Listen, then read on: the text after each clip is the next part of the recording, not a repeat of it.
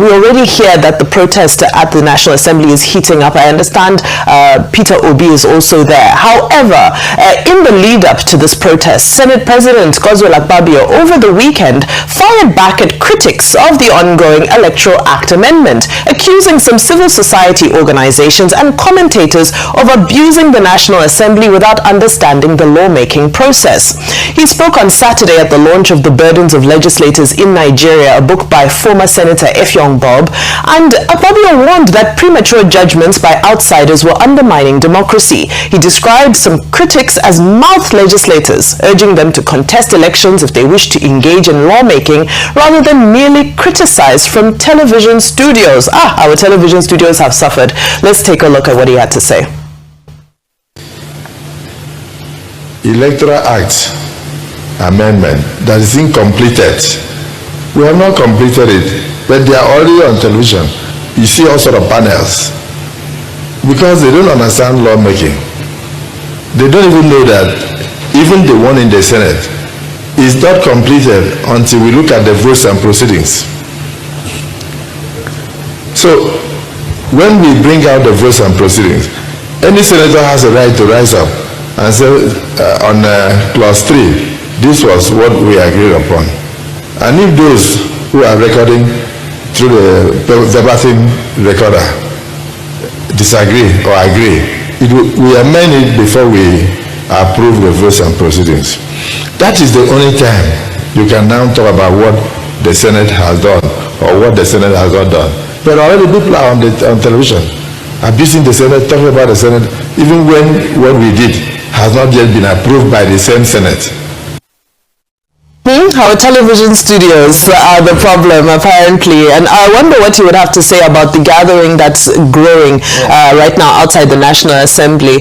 I'll come straight to you on this. Do we need to be lawmakers to comment on the lawmaking process? And I do say that I applaud the efforts of those who have come out to speak up very boldly against the Senate's decision not to include the mandatory e-transmission of results, real-time transmission of results to the portal, to the IRF portal of INEC, because that has now triggered an emergency plenary called by the Senate President himself. That's what you call active citizenship, and he should not and cannot shame Nigerians for getting involved in the process, in the democratic process, including criticizing or speaking up when it doesn't favor the general consensus. And I think it's very important to establish that. Now, most importantly is what Nigerians are expecting from the senators tomorrow. Let's leave all this talk, you said this, I didn't say this, you are talking, I didn't talk. Let us face the Nigerian people once and for all. We had a guest earlier today, and I thought what he said was very important.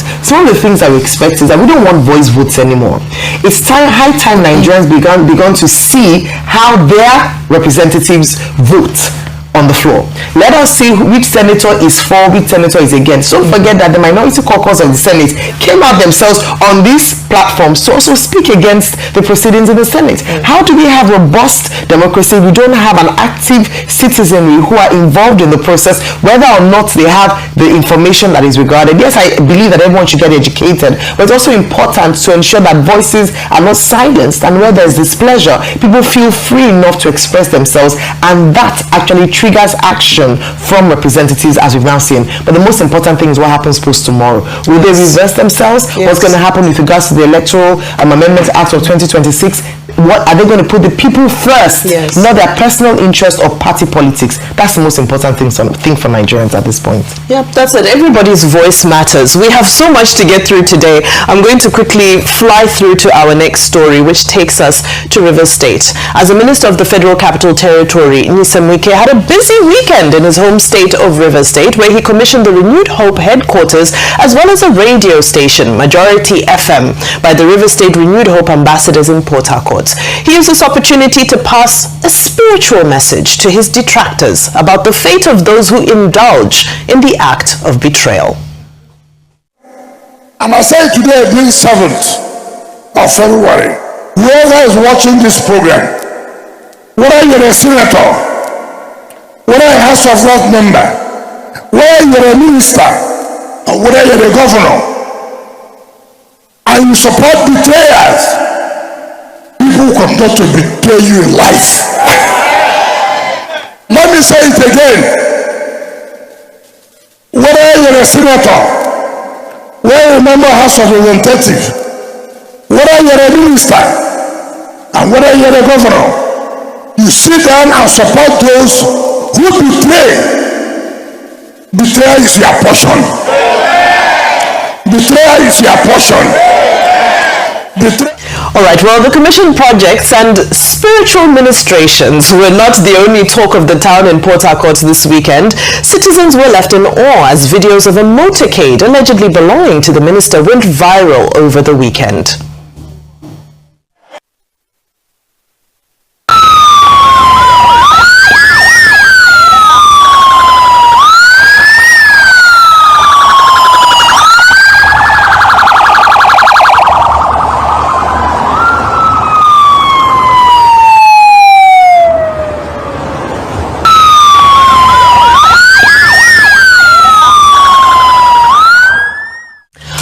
Well, Dr. Abati, several developments, commissioning of Renewed Hope headquarters, office spaces, Majority FM, the radio station, as well as a message to those who want to imbibe the spirit of betrayal. They shouldn't try it. Okay, let me start with the radio. Now, the governing, law is the one setting up the Nigerian Broadcasting, the National Broadcasting Commission, NBC. If you look at the national, who is trying to shut me up?